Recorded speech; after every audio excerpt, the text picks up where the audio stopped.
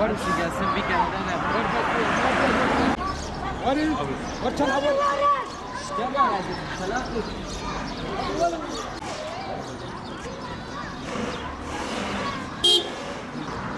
Geçin. Abi o zaman sarı.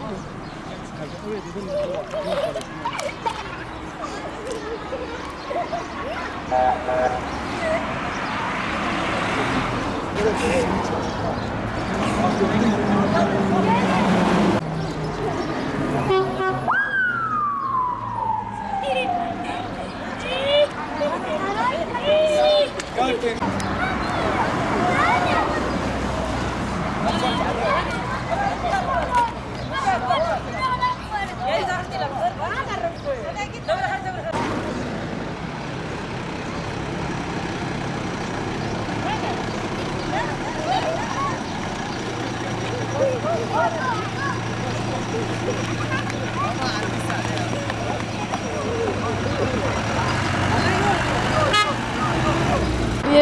Bir tane köprü ya da bir ışık buraya için çocuklar için yaklaşık 6 aydı. Benle kızım burada, kızımı geçirdim burada, ikimiz birlikte burada tırın altında giriyorduk.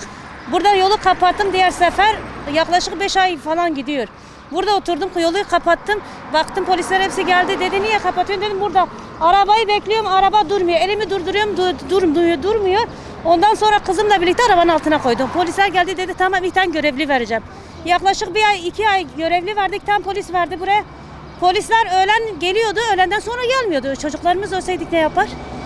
Onun için biz de bu yolu kapatırız. Bize ya köprü ya da bir ışık için getirsin. Onun için biz de bu yolu kapatacağız. Ya bize bir çare bulsunlar. Bize küçük çocuklar, benim çocuğum tek değil. Bütün çocuklar, arkadaşlarımızdır, komşularımızdır. Hepsi aynıdır. Onların çocukları bizim çocuklarımızdır da.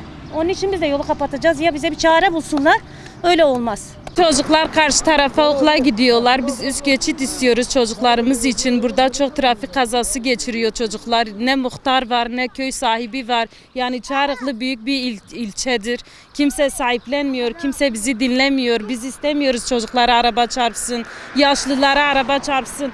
Ki herkes biliyor bu caddede, bu yolda çok kişilere araba çarpmış, çok can kaybı olmuş. Yani kimse müdahale etmiyor, kimse bir şey yapmıyor. Üst geçit istiyoruz, hiçbir şey istemiyoruz ki devletimizden.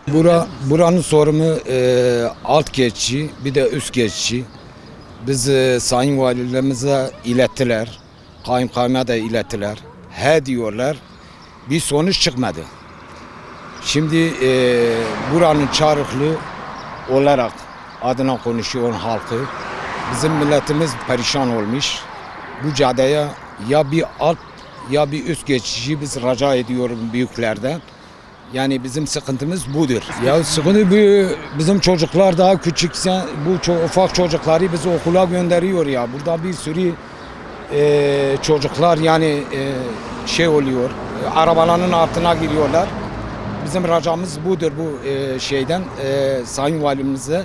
Bir de kaymakam. Zaten belediye hiç ilgilenmiyor. Bizim belediye hiç buradan bir sıfır. Bak şimdi gece oldu. Gece bu sinekler milleti zaten mahvediyorlar. Yani bizim çoğu milletimiz hepsi hastanelik olmuş. Evler ne taraftadır? Okul nerededir abi? Abi okul bizim ev sağ taraftandır. Bir de okul sol taraftandır. Bu yani bizim çözümümüz yoldur. Başka bir şey yoktur. Biz rica ediyoruz, sayın devletimizde rica ediyor büyüklerden Ankara'ya kadar biz onlarda da sayın milletvekilimiz, sayın başbakanımız, sayın bakanlarımız, sayın gelen başkanımıza rica ediyorum bize Çarıklı'ya bir el atsın, bir üst geçici bu ufak çocukları bir zarar gelmesin. Geçiri istiyoruz. Geçene gelen araba çarpıyor. Hep istiyoruz üst geçiri.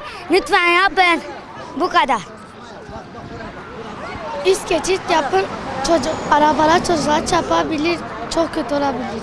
Tek halimiz budur. Sarhoş gibi açıyor. Biz okuldan okula gidiyoruz. Vallahi bize de günahtır. Üst geçit istiyoruz.